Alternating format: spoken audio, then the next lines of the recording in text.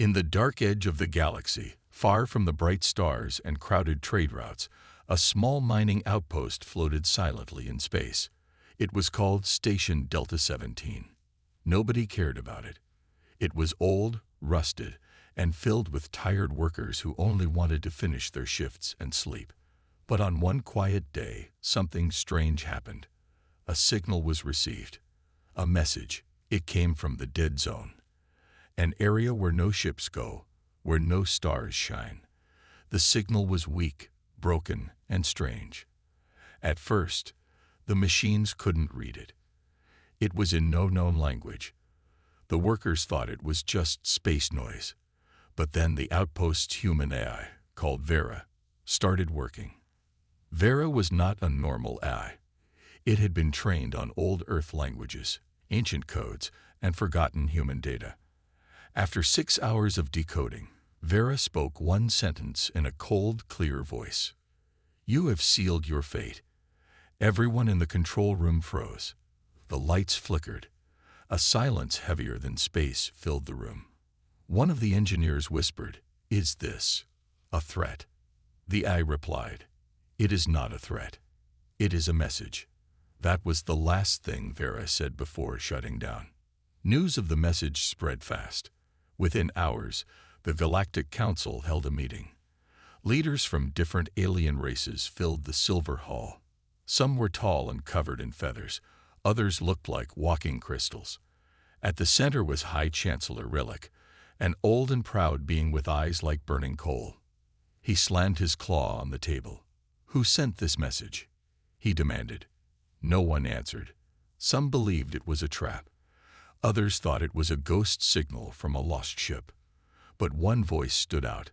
A small alien scientist named Errol, with blue skin and shaking hands, stood up and said, "I believe. It came from Earth." The room went silent. Earth. That name had not been spoken in over 100 years. Many in the council looked confused. A few looked afraid. "Earth is dead," someone shouted. Humanity vanished. But Errol shook his head. "No," he said. "They didn't vanish. They disappeared. On purpose." He opened an old file, one that had been hidden deep in the council's archives. It showed images of Earth's last known days. Burning cities, silent skies, human ships leaving orbit. And then, nothing. Relic growled. "We destroyed them. We ended their threat before they could grow too strong." But Errol replied softly, "What if we didn't destroy them? What if they left because they wanted to?" Wait. No one spoke. Deep in their minds, many remembered the truth. Humanity's first contact with the Council had ended in betrayal. The humans had offered peace. The Council had offered lies. Bombs had followed. And Earth was left burning. But no human bodies were ever found. No final war. No surrender. Just silence. 3 days later, a Council scout ship was sent to the source of the signal. It never returned. Then another. Gone. No wreckage, no escape pods, no messages. It was as if the ships had been swallowed by the stars. Fear began to grow.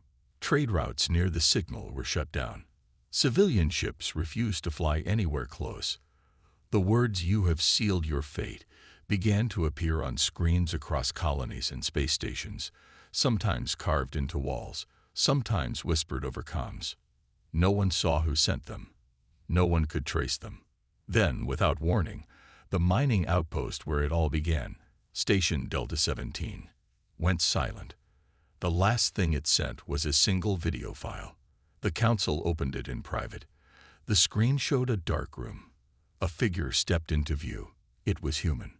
Pale skin, dark eyes, no emotion on the face. The figure spoke slowly. "We gave you a chance. You chose betrayal. Now, you will understand the cost." And then it repeated the message. "You have sealed your fate." The screen went black. Panic followed. Some council members wanted to prepare for war. Others wanted to run. But Relic stood firm.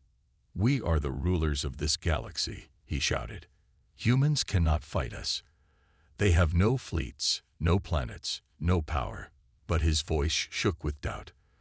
For deep inside, he knew something was coming, something that had waited, grown, evolved, and now it was awake. Across the stars, hidden in the cold dark, ships began to move. No signals, no lights, only shadows, and on every world where the message appeared, a single feeling spread: fear, fear of something forgotten, fear of something human. Far from the Galactic Council's chambers, the stars over Sector 12 shone a little less brightly. It was a quiet region, home to small planets, farming colonies, and old refueling stations. Nothing important ever happened there. But now, something was wrong. Trade ships started going missing. Smuggler routes, usually full of illegal cargo and fast ships, went silent. Pilots who once bragged about speed and skill refused to fly near Sector 12. When asked why, they only said one word: whispers. No one knew what they meant, but those who ignored the warning never came back. On the farming moon of Tholos 3, the sun rose red. A father walked with his daughter to the fields. Birds chirped, machines hummed, and everything seemed normal. Then a strange silence fell. The birds stopped. The machines froze. The air itself felt heavy. The father turned toward the sky and saw nothing, but his daughter whispered, "The stars are watching us." He laughed, thinking it was just a child's imagination, but deep inside, something cold twisted in his stomach. Across the galaxy, the Council tried to calm the panic. "There is no threat," Relic said during a press broadcast. "Do not fear shadows." But behind closed doors, Relic was afraid. He had seen the video. He had seen the human's face. It wasn't angry. It wasn't wild. It was calm. Too calm. That was what frightened him most. The Council sent a team to investigate Sector 12.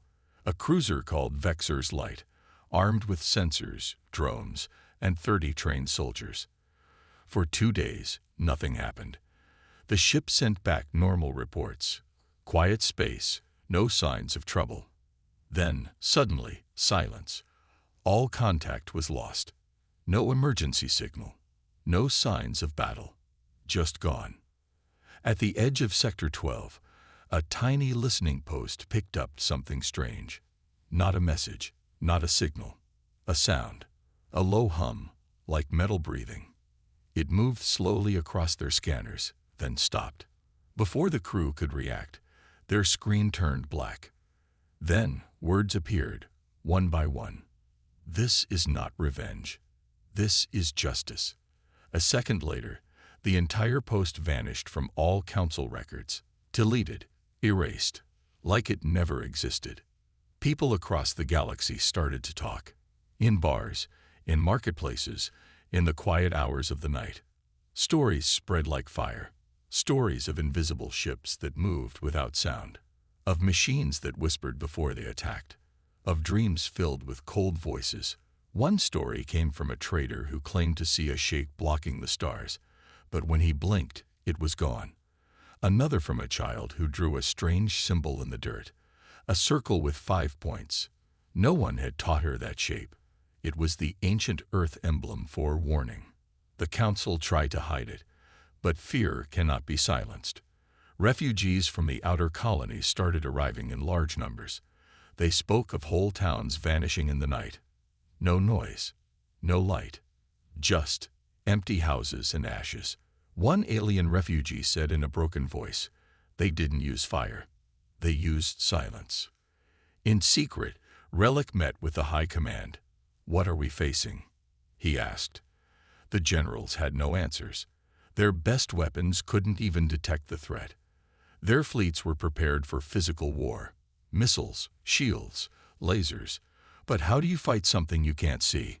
Something that speaks only once and then disappears? Relic slammed his fist on the table. "We are not prey," he shouted. "We are the rulers of the stars." But even as he spoke, his eyes drifted to the corner of the room. A shadow moved, just slightly, just enough to make him doubt what he saw. On the quiet moon of Tholos 3, The daughter who once warned her father stood alone. Her village was gone. Everyone gone. She sat in the field, drawing circles in the dirt. When asked by a rescue drone what had happened, she said softly, "They came in the dark. The humans. But they didn't hurt me. They looked at me and said, 'You are not part of this.' Then they left." The drone tried to ask more questions, but the child only repeated one sentence, again and again. "The stars are watching. The stars are listening." Back at the council, Relic called for emergency action. He ordered warships to gather. He told the galaxy to stay calm. But deep down, he knew they were too late. The humans had returned, not with banners, not with noise, but with silence and shadows. They didn't speak often, but when they did, their message was always the same. "You have sealed your fate." The Galactic Council held another emergency meeting. The great chamber was full, but no one spoke loudly. The usual arguments, shouting, and politics were gone. Fear now filled the room like smoke. Reports from outer sectors were getting worse. Ships disappearing. Colonies silent. Refugees arriving with wild eyes and broken voices. And always, the same message left behind. "You have sealed your fate." High Chancellor Relic sat in his tall silver chair. His claws tapped the armrest as he stared at the glowing screen in front of him. On it was an old file, marked as classified. Human history. He had watched it 10 times already. The betrayal. The silence. The disappearance. Now he watched it again. 100 years ago, the humans had joined the stars. They came with peace, with open hands. They offered trade, technology, and culture. But the council saw danger. Humans learned too fast, built too fast, asked too many questions. Some feared they would rise too quickly. So the council lied. They signed treaties, made promises, and broke them all. The betrayal was simple: a joint peace meeting on a neutral space station. While the humans arrived with gifts, the council planted bombs. The explosion destroyed half the station. Thousands of humans died. The rest vanished into deep space. No war followed. No words. Just silence. The council believed they had ended the problem. But they were wrong. Back in the chamber, Councillor Virex stood up. He was old and slow, but his voice was steady. "We did this," he said. "We created the ghost. We built the silence. The humans offered peace. We gave them fire." Some councillors nodded. Others looked away in shame. Only Relic looked forward, his face hard as stone. "It doesn't matter what we did," he said coldly. "What matters is what they are now." At the far end of the chamber, Errol, the blue-skinned scientist, activated a new file. The room dimmed. A hologram appeared in the air. It showed human ships, new ones, not made of metal, not like any the council had ever seen. They looked like living shadows, shaped by gravity and time. Some were as large as moons. Others moved like wind. There were no engines, no lights, no sound, just movement, pure and perfect. "These are not warships," Errol whispered. "These are judgments." One young counselor stood up. "But how did they build all this? Where have they been?" he asked. Errol turned. "We believe they left the galaxy. They hid in the dark places between the stars, places where even light is afraid to go. They used time. They used silence. While we built weapons, they built understanding. While we ruled with fear, they remembered." Relic growled. "Why return now? Why not attack sooner?" Errol looked at him, eyes sad.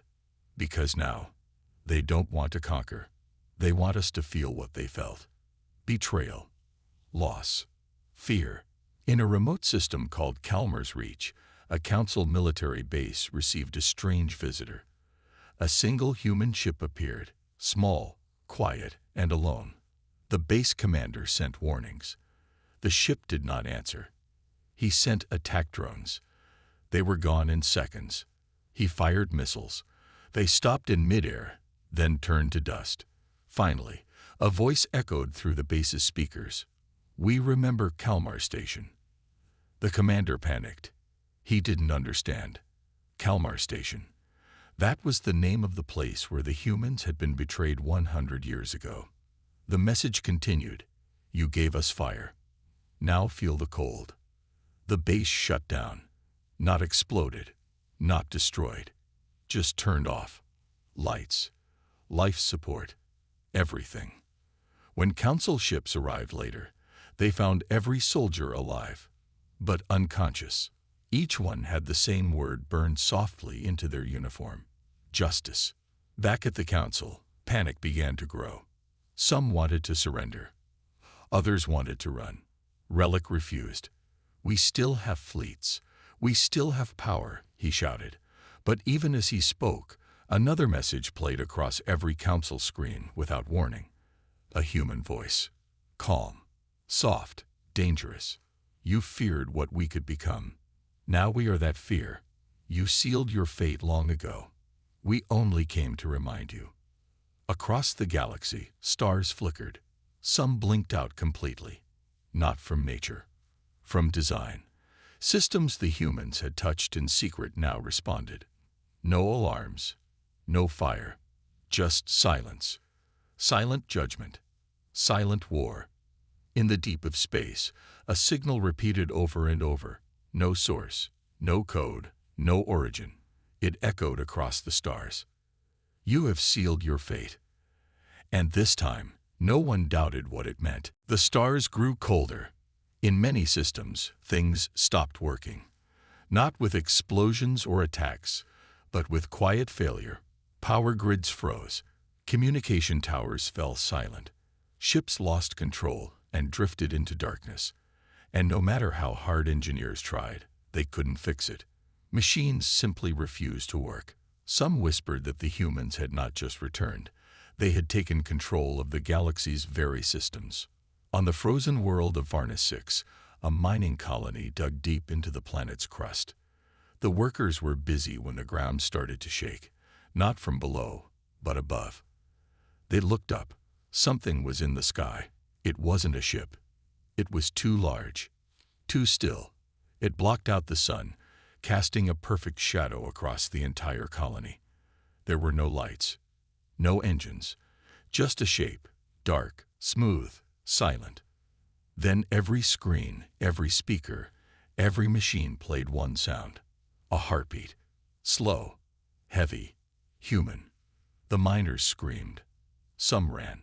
Others dropped to their knees. One whispered, "They've come." Back at the Galactic Council, Relic stood in front of the other leaders, shouting, "We must fight back." But no one answered. Every counselor had seen the same thing. Human ships appearing out of nowhere. Not attacking, just watching. Floating above cities, above warships, above capitals. And when they disappeared, things stopped working. "They're not destroying us," said Counselor Virex. "They're shutting us down."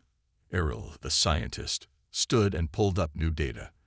"This is not a war in space," he said.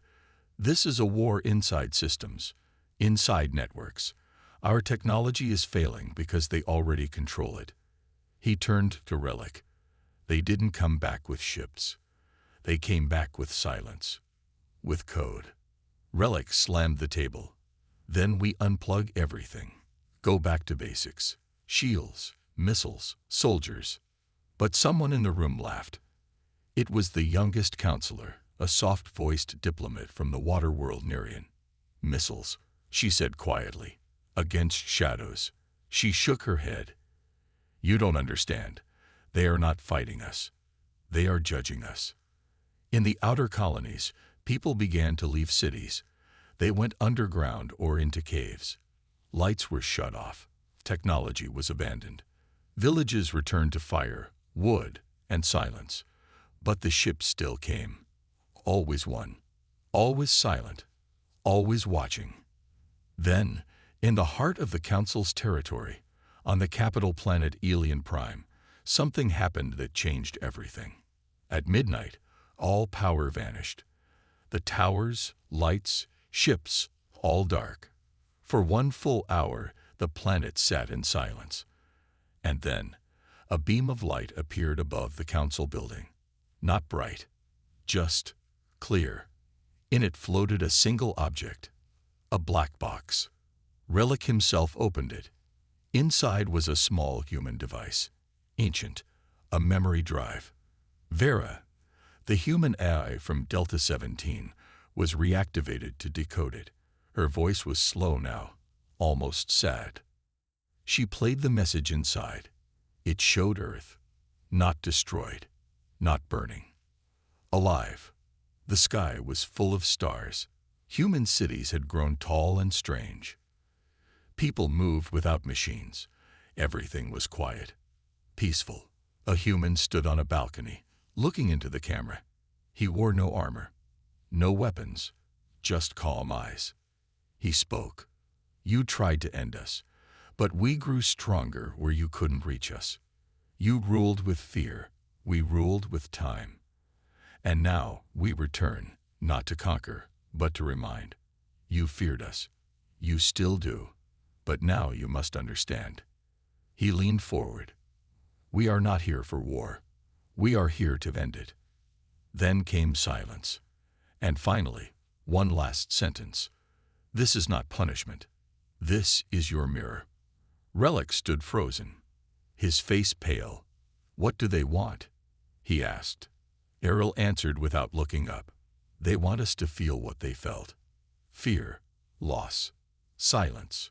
Across the galaxy, human ships began to leave. Not run away.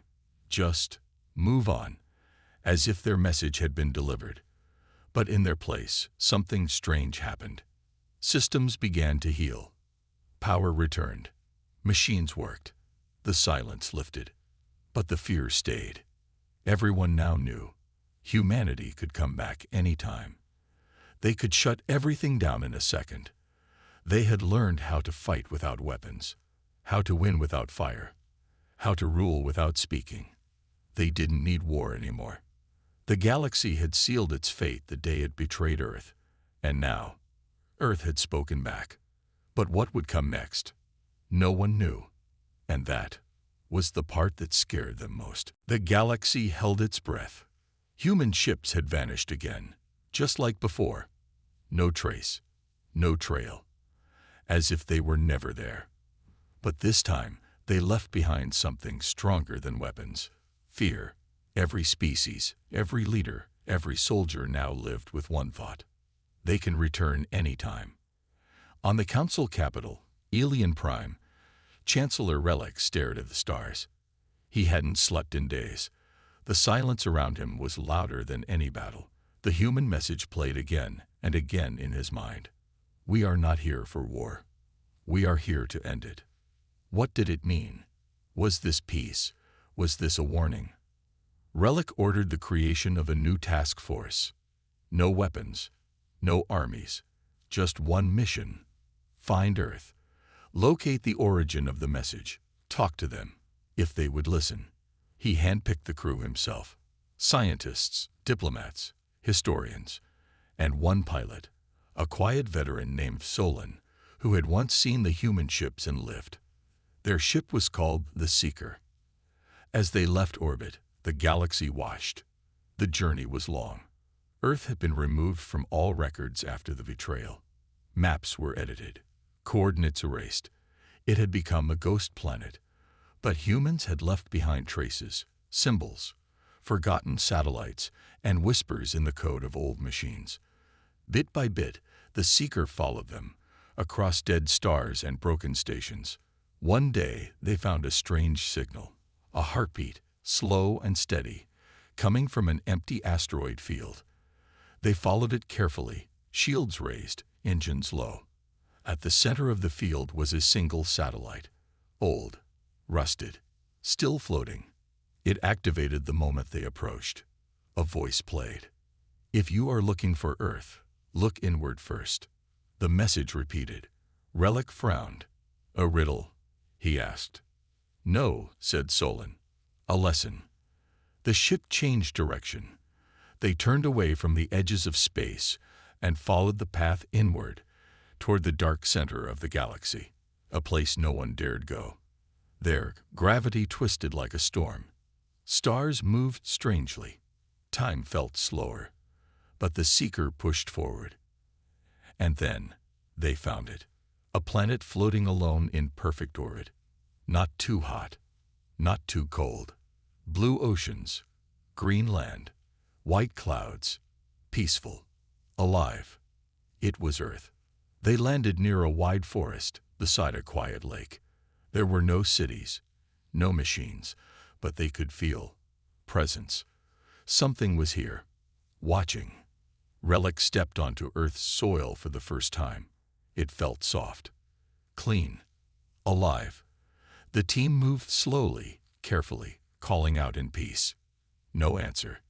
Then from the trees they came. Humans. Not soldiers, not machines, just people. They wore simple clothes, moved with calm steps, and their eyes were deep. Not angry, not cold, just knowing.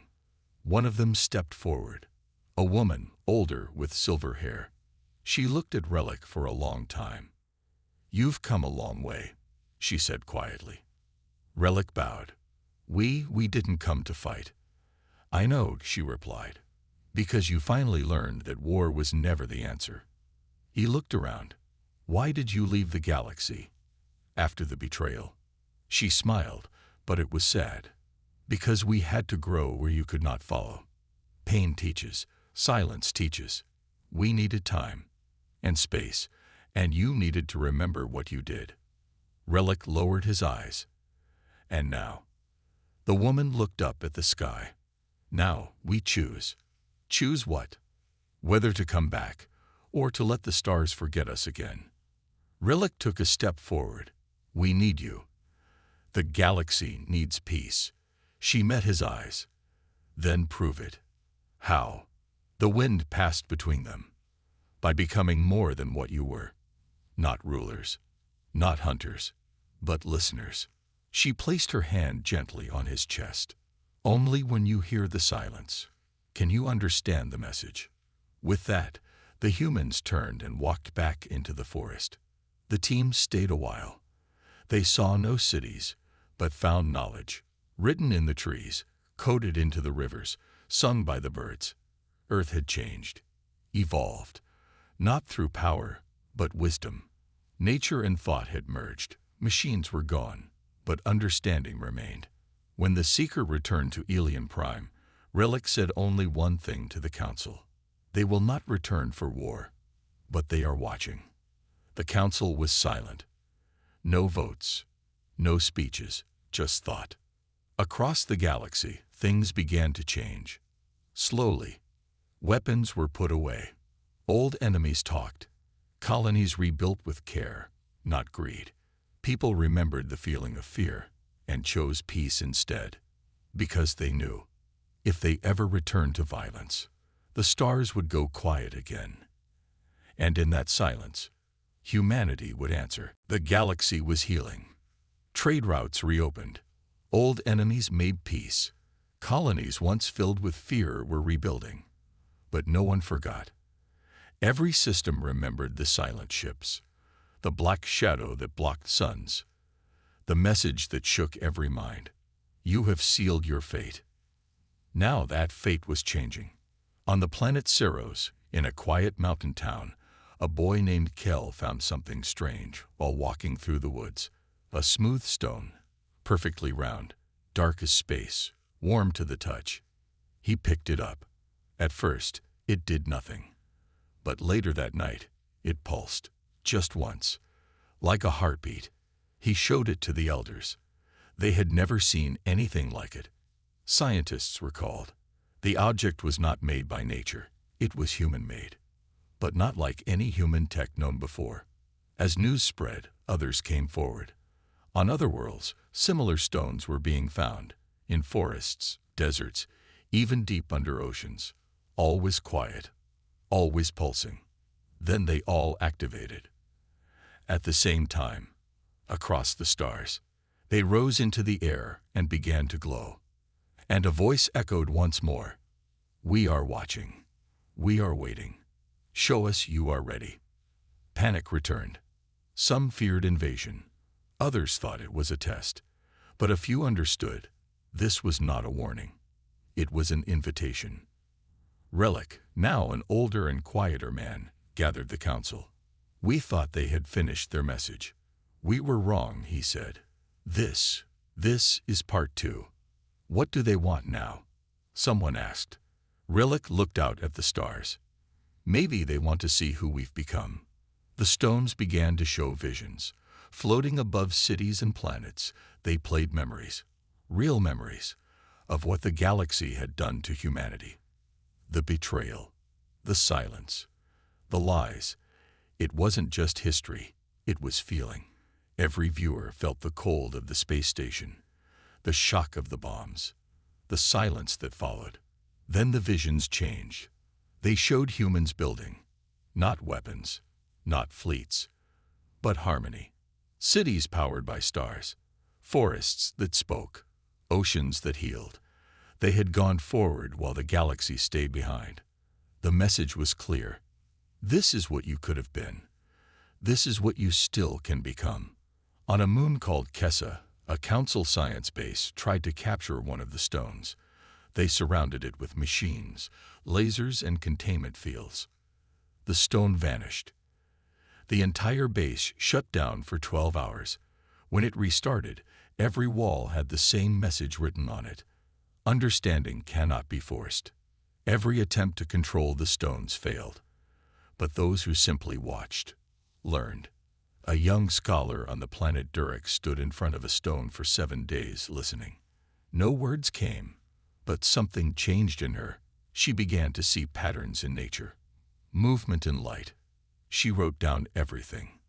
She became the first translator of what the galaxy would call the silent code. It wasn't a language made of words. It was made of rhythm, light, silence, and choice. And then, the final signal came. Every stone, across every world, cracked open.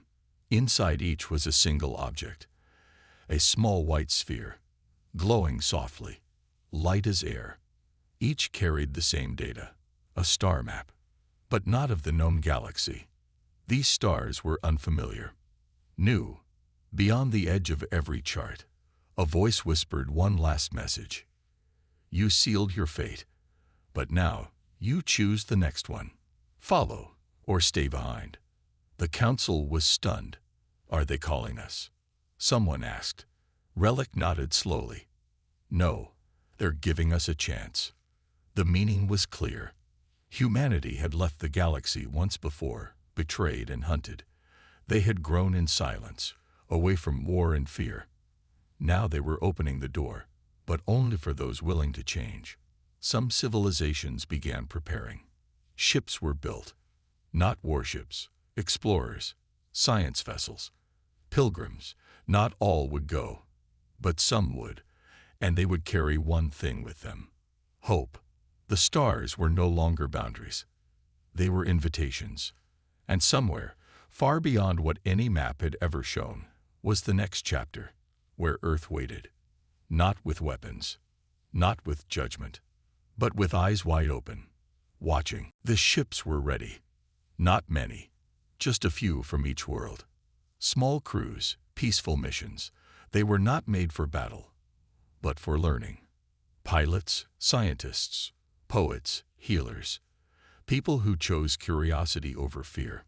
They called themselves the Pathfinders, and they were heading beyond the known stars, toward the coordinates the humans had sent. The journey took weeks, then months. Strange things happened along the way. Time moved differently, colors shifted, space itself seemed alive. But the Pathfinders pressed on, each ship guided by one of the white spheres left inside the ancient stones. Finally, they saw it. A star, brighter than any they'd known. Around it, a single planet. Green, blue, alive. It wasn't Earth. It was something new. Built by humans in silence. Far from war, far from noise. Cities floated on clouds. Forests grew beside crystal towers. Oceans glowed with soft light. And in the sky, a giant ring moved slowly, a structure so large it held its own weather. They called it the second home. The Pathfinders landed. There were no guards, no checkpoints, just people, humans, waiting quietly, smiling gently. They welcomed the visitors not with speeches, but with silence, with peace. Relic, now very old, stepped down from the lidship. A human child walked up to him and handed him a small flower. Relic's eyes filled with tears. "You knew we would come," he whispered. The child simply nodded. "We hoped." A great hall was opened. No weapons, no commands, just light. And at the center stood the same woman who once met Relic on Earth, older now, but strong, wise. She looked at them all and spoke, not loudly, but clearly.